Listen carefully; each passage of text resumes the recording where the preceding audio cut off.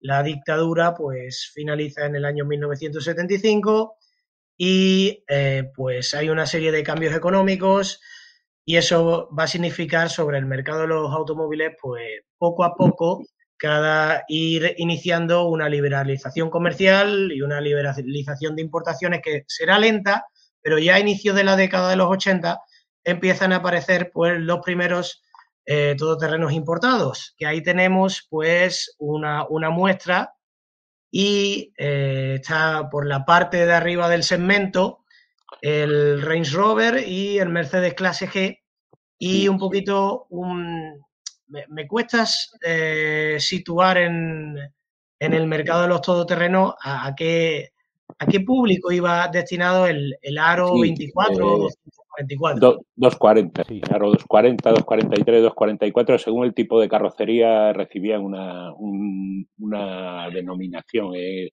Genéricamente la serie es el 240 y luego ya te digo según el tipo de carrocería, porque además de esta de 5 puertas que has puesto aquí había otra que era solo de 3 puertas con el techo trasero un poco elevado. Este vehículo venía destinado a competir en gran medida, o sea, iba destinado al sector más bajo del mercado, a los todoterrenos de trabajo. En gran medida, agricultores, ganaderos, venía a competir directamente con los Santana. Ese era su público objetivo. No fue un vehículo que se vendiera demasiado, la verdad es que era bastante espartano y como pasaba con todos los coches del este en aquellos años, los acabados eran muy pobres con respecto a lo que incluso un usuario español estaba acostumbrado ya a los coches que se fabricaban en España, venían mejor acabados que estos. Pero, por ejemplo, este coche tenía un buen motor y era un coche robusto. Sí, por ejemplo, ninguno de los tres va a tener un éxito a priori. Por arriba lo limitan los precios del Range Rover y el Mercedes Clase G. Creo que el último se situaba en torno, o llegó a situarse a los pocos años, a los 5 millones de pesetas, que a mediados de los 80 era bastante dinero. El Range Rover era al principio casi igual de caro que el Mercedes Clase G, luego con la aparición de la versión turbo diésel bajó un poquito de precio Sí. y por abajo el Aro, que ninguno de los tres llegaría a cuajar a grandes cifras en nuestro mercado, ¿no? No, tanto el Range Rover luego se vendió algo más ya cuando, como dices tú, ya entrados los 90, cuando vinieron las versiones turbo diésel. Pero siempre de estos modelos de gasolina y más de esos años 80 aquí en España es muy raro, muy raro ver uno. Eran muy pocos los coches que se vendían y el Mercedes G igual. Partir de 1900, de mediados de los 80, con la entrada en la Unión Europea, sigue un signo claramente expansivo, hay cada vez medidas más liberalizadoras y esto tiene pues como consecuencia la aparición de muchos más competidores. Sí, Y empiezan a llegar al mercado español las marcas que podríamos denominar como exóticas. Todoterreno de países del este, como los principales, pues les tienes aquí puestos en esta imagen.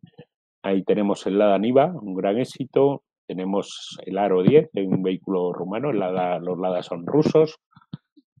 Y detrás, pues su competidor nacional, que en este caso es un Samurai. Ya en esa época, la evolución de los SJ 410, 413. claro, Eh, de, vinieron el Lada Niva y el Aro vinieron a competir, vinieron a luchar en ese pequeño subsegmento digamos, del 4x4 pequeño o 4x4 de ciudad. sí, Hasta entonces, sí, digamos, de ocio en la parte más baja del mercado, en el sector inferior del mercado. También el UAZ 469 que vemos aquí abajo a la izquierda, también venía un poco aunque era un coche más grande, también pretendía jugar en la partida por precio en gran medida, pero realmente eran esos coches, se vendieron muy poco, salieron muy malos. Las primeras unidades que venían con motor de gasolina gastaban mucho, y no dieron buen resultado y su difusión fue muy limitada. En el caso pues, de los UAZ. pese a su bajo precio, digamos que Sí, la carta del precio no fue lo suficientemente no, buena no como porque para... el producto no estaba a la altura ni siquiera de un precio tan bajo. En cambio, el que fue un gran éxito fue el Lada Niva. Sobre el Lada Niva volveremos después, pero hay otra segunda oleada proveniente de Japón. Sí, Y primero voy a, digamos, aparte del Nissan Patrol, que era de fabricación nacional, el Toyota fue en parte de fabricación europea en Portugal. Y luego, como curiosidad, sobre todo porque a nivel, esta publicidad del Isuzu Tropper, que a mí es un vehículo que me gusta mucho y en el que tengo bastante recuerdos, porque me crié en una zona agrícola, y ese Isuzu fue ciertamente popular, incluso más de segunda mano que de nuevo. sí, Y como porque vinieron muchos coches usados de Europa, mucho Isuzu Tropper y Mitsubishi Montero, Pajero, al venir de fuera eran Pajero en vez de Montero, pero era el mismo coche, y sí vino mucho Isuzu Tropper más que nuevos vinieron coches usados, luego los Tropper les empezó a vender Opel a primeros de los 90, antes de que sacara los Frontera y los Monterrey, vendió unas pocas unidades del Isuzu, que la verdad era un todoterreno muy homogéneo. Era un coche de estos y el Daihatsu Rocky era otro coche igual. No destacaban en nada, pero se defendían muy bien en todo. O sea, eran coches muy homogéneos, muy bastante nobles y también bastante fiables, como buenos japoneses de esa época. fíjate que en el Isuzu Tropper que tienen como objetivo luchar con porque el eslogan es como un Range Rover que puedes comprar. Sí, Ellos siempre intentaban mirar al Range Rover como vehículo de lujo o vehículo lúdico, bueno, e incluso después, el, eh, cuando lanzaron el Discovery, mientras el Discovery se estaba desarrollando, los desarrolladores de Land Rover tuvieron siempre muy en cuenta al Isuzu Tropper e intentaron copiar algunas ideas del vehículo japonés. sí, En el, bueno, la verdad es que esta publicidad que has puesto en inglés es bastante atrevida porque no creo que sea comparable el Tropper con el Range Rover. Pero bueno, la publicidad es lo que tiene. Y a la derecha tienes el Toyota, el Land Cruiser, los polémicos 250 TD, el primer todoterreno que vendió Toyota en el mercado español peninsular. No olvidemos que tanto en Ceuta y Melilla como en Canarias llevaban muchos años ya disfrutando de los Toyota, y fue un vehículo polémico porque al montar el motor VM de culatines, pues no dio el resultado que se esperaba de un Toyota.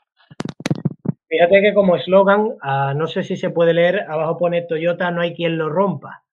En este caso no salió del todo No, bien como no, comentas. la verdad es que en este caso no. Mira, por cierto, el primer coche de prensa que probé yo hacia el año 90 o por ahí fue un Land Cruiser de estos. Pero ya hacían gala de la fiabilidad japonesa.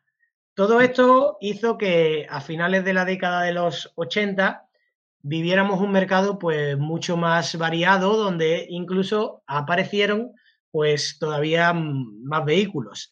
El Isuzu Tropper, los Mitsubishi Montero, que lo hemos citado ya, Sí. los Jeep que venían a través de Renault, Efectivamente, los porque Renault, mira, en mi libro lo explico bien toda la relación de Renault con Jeep, porque realmente Renault llegó a comprar American Motor Company, AMC, que era la propietaria en esos tiempos de Jeep, y por eso eh, trajo aquí, bueno, luego cuando se quedó Chrysler con la empresa, pero tenía un acuerdo para vender los Renault en los mercados del sur de Europa, Italia, Portugal y España.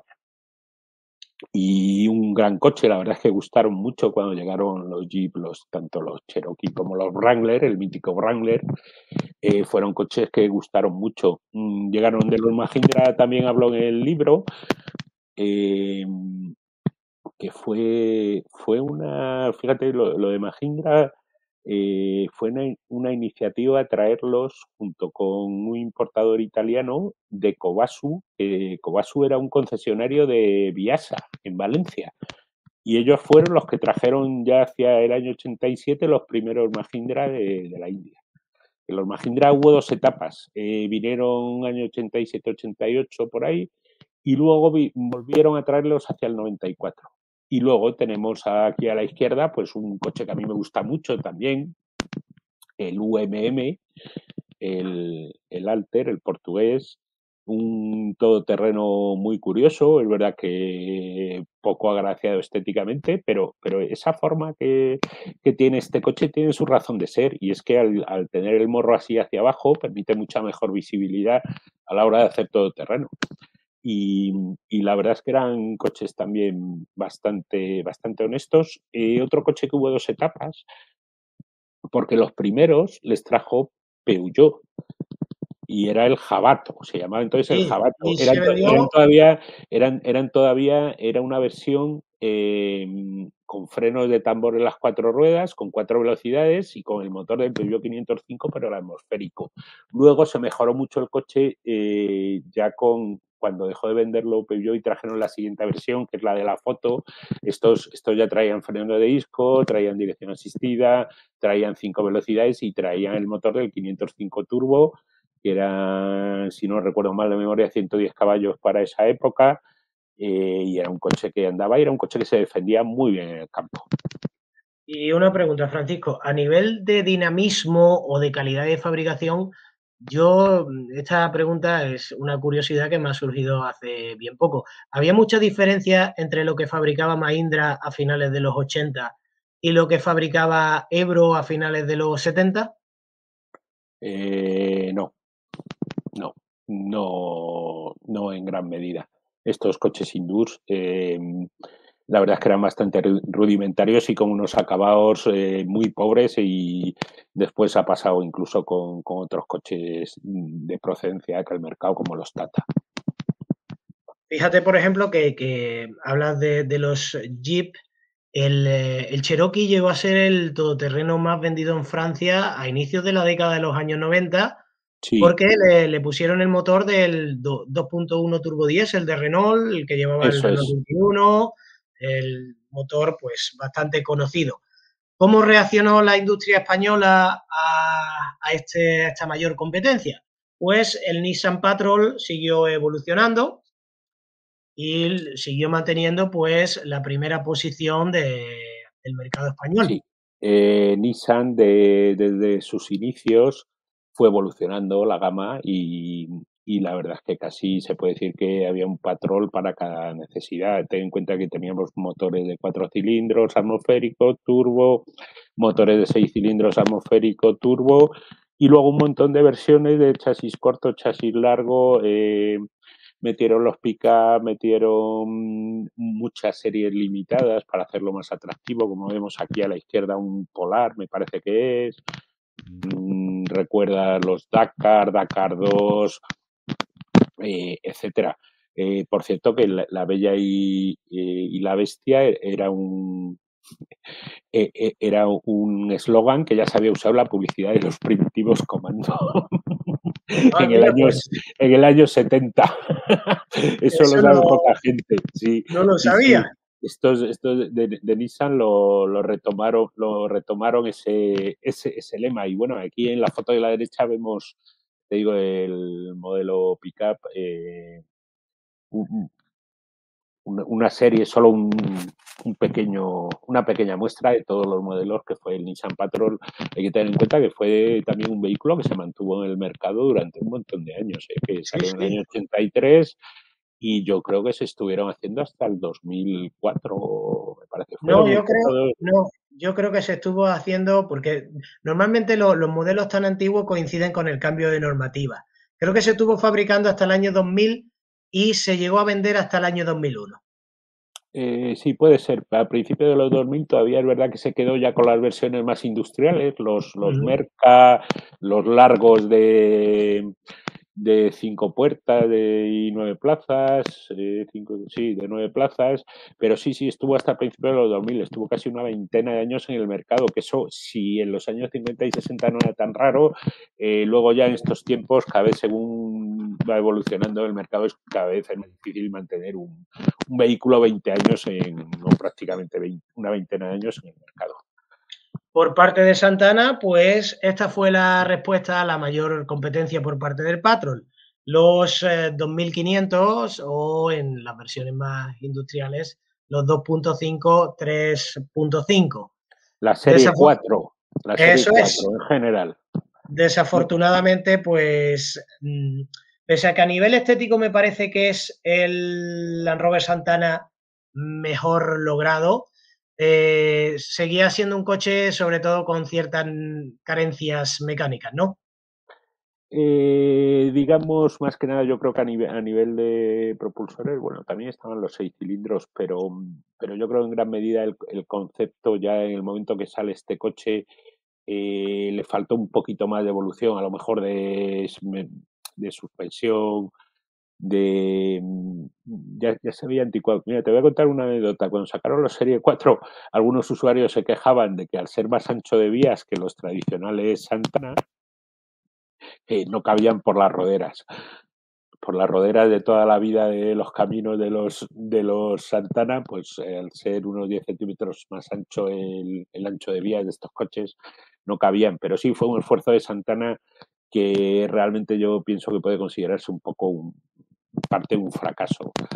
El problema que tiene estos coches es que, claro, a finales de los 80 ya Santana está bajo el control de Suzuki y todas las actualizaciones que tenían previstas de este vehículo, que las había y se probaron Sí. infinidad de modificaciones, quedaron canceladas pues porque Santana decidió seguir profundizando pues en la mejora de sus vehículos japoneses. Sí, Que Suzuki no confiaba en los todoterrenos grandes, no le interesaban, digamos. a finales de los 80 y luego en el año 90, pues aparecen en el mercado pues el Suzuki Samurai y el Suzuki Vitara, que si bien no tuvieron el nivel de ventas anteriores o no fue un éxito tan claro como el Suzuki Santana, mantuvieron un nivel de ventas aceptable tanto en los mercados españoles como en los mercados europeos. Bueno, Ya se, el Vitara era un producto muy interesante porque ya, digamos, daba paso en formato pequeño, pero a una nueva generación de todoterreno. Un coche mucho menos campero que su predecesor, el SJ, el Samurai, pero mucho más usable para ciudad, un coche ya con dirección asistida, con 5 velocidades, con posibilidad de llevar aire, que llevaban muchas, con colores bonitos, un coche bastante usable que se movía muy bien por ciudad, mucho mejor que los Samurai y los SJ, que al final eran coches sin dirección asistida que, por ejemplo, para el público femenino era complicado llevarlo por ese detalle, y el Vitara tuvo muy buena acogida también en el mercado. y sobre todo a partir en el Vitara de la aparición de los motores con inyección, que también supongo que sería un paso hacia adelante en el agrado de conducción y en la economía de consumo, ¿no? Sí, y bueno, mira, es curioso, ahora con el paso del tiempo, visto en perspectiva, tantas críticas como recibieron en su día por el consumo, que es verdad que no eran, pero claro, tampoco podías compararles con un Seat Panda. Pero ahora los coches con 30 años, pues no hay más que ver el mercado de segunda mano y ver la de coches que hay supervivientes y cómo se cotizan, y son coches que al final, al cabo del tiempo, han salido buenos. Han sido coches que han aguantado muchos años y han hecho muchos kilómetros. También a finales de los 80 aparecieron pues algunos de estos vehículos que para mí son bastante curiosos porque hubo una moda o hubo unos desarrollos de los fabricantes que se trató de adaptar versiones todoterreno o 4x4 a los vehículos de turismo. Hay de prácticamente de cualquier tipo, desde los Fiat Panda 4x4, los Golf Country, que estos dos vehículos coinciden en el punto de que eran desarrollados por Puig, por Steyr Magna. Sí, por Son muy el gran especialista europeo en vehículos todoterreno. De hecho, fueron los que fabricaban el Mercedes G. relativamente, en número de unidades no tuvieron mucha importancia, No, pero fue fueron anecdóticos en gran medida. Por ejemplo, los Alfa 33, estos 4x4, fueron casi anecdóticos, salvo, digamos, el Panda, que bueno, que fue un coche que tuvo cierto éxito en el mercado. La verdad, un coche bastante bastante noble, un coche que se defiende bien por caminos, por dentro de no tener reductora, su poco peso y la tracción a las 4 ruedas le permiten hacer muchas cosas con ellos. Por el campo es un coche divertido. Sí, llegaron a ser bastante populares porque no sé si en el año 89 o 90 se llegaron casi a vender casi 1000 unidades al año. Aquí tenemos un cuadro con las diferentes unidades vendidas de cada modelo y, por ejemplo, pues anécdotas o algo que me sorprenda. Pues esto lo vamos a hablar luego, pero Land Rover como marca supera a Santana ya en el año 90. Se vendieron, por ejemplo, los Toyota no tenían mucho éxito primeramente porque no llegaron a superar las 1500 unidades en ningún año. Sí, pero ten en cuenta que en ese momento Toyota traía el portugués y traía los HJ61, si no recuerdo mal, que eran muy caros, eran vehículos bastante caros y se vendieron muy poco. Prácticamente los japoneses, tanto el Isuzu Trooper como el Montero, como el Toyota, tenían precios aquí en España más cercanos a lo de un Range Rover que a lo que podía ser un Nissan Patrol, que digamos era más competencia directa a lo mejor principalmente en Japón, Eso ¿no? es, eso es, eso es. Y por ejemplo me sorprende también que en el año el UMM, el Alter, en el año 1987 pues llegara a vender casi 300 unidades. Sí, no, ya te digo, fue un coche que tuvo un relativo éxito. Hicieron una copa de race con ellos también, que fue un coche. Lo que pasa es que su trayectoria en el mercado fue muy corta. Ahora mismo no sé decirte de memoria, pero estuvo apenas 3 4 años en el mercado. Pero no tuvo mala, digamos, de todas estas marcas exóticas, fue de los que mejor funcionó. Ya en los años 90 van a aparecer vehículos mucho más nuevos, de nueva concepción, y ayer me comentabas que los fabricantes generalistas van a posar sus ojos en el mercado de los todoterrenos, que hasta Eso aquel es. entonces mayoritariamente era un mercado destinado a los fabricantes especialistas, digamos, ¿no? Eso es. El tirón que iba teniendo el mercado de los todoterrenos hizo que los fabricantes generalistas se fijaran en él. Entonces fue operaciones como una de las más significativas. El caso de Opel, que Opel era propietaria de Isuzu, y entonces trajo este Frontera, que realmente es un Isuzu. Son modelos de origen Isuzu, que se venden en otros mercados como Isuzu, no como Opel. Y, por ejemplo, Ford también lo hizo. Ford trajo primero el Explorer, un coche muy poco apropiado para el mercado español, con motores de gasolina. Y luego, por eso mismo, como no tenía un coche apropiado, llegó al acuerdo con Nissan y vendió el Terrano 2 como Ford Maverick. También, por ejemplo, Y otras marcas hicieron a lo mejor acuerdos un tanto más extraños como BMW con Daihatsu y sí, BMW con la intervención también del carrocero Bertone, pues cogieron los Daihatsu Rocky primero y luego el Daihatsu Feroza, y crearon los Bertone, los Friedlander o Friedlander, el 1 y el 2, que por cierto era un coche, sobre todo el primero, porque claro, le metieron el motor BMW de 115 caballos, le dejaron los frenos del Daihatsu Rocky, que era de 100, y era un coche que corría mucho más de lo que frenaba. Cosa que pude yo en su día advertir bajando Navacerrada.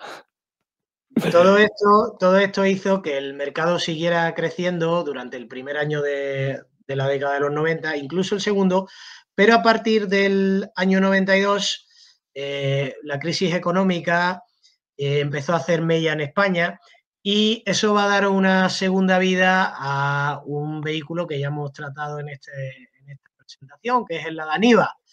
Y además va a ser beneficioso para el Lada de dos maneras, porque en aquella época también colapsó la Unión Soviética y la posterior Rusia resultó en una devaluación increíble de su moneda, lo cual abarató las exportaciones de los productos que se fabricaban en Rusia de una manera bastante importante.